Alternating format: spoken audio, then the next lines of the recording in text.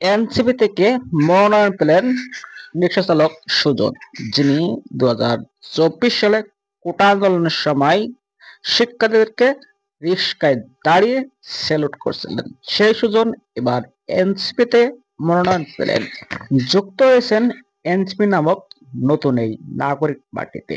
24 সালে শিক্ষার্থীদের আন্দোলনে এক রিক্সা চালক স্যালুট করছিল রিক্সায় দাঁড়িয়ে। সেই রিক্সা চালক এনসিপির পক্ষ থেকে মনোনয়ন পেয়েছেন, লড়বেন ঢাকা ৮ আসনে।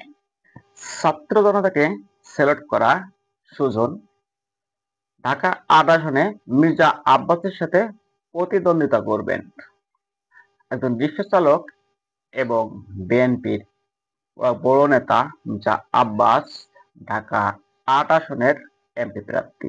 সেক্ষেত্রে এনসিপির নব মনোনয়নপ্রাপ্ত রিক্সা চালক সুজন কিন্তু ঢাকা ৮ আসনের এমপি প্রার্থী। সেক্ষেত্রে ঢাকা ৮ আসনের মির্জা আব্বাস এবং সুজন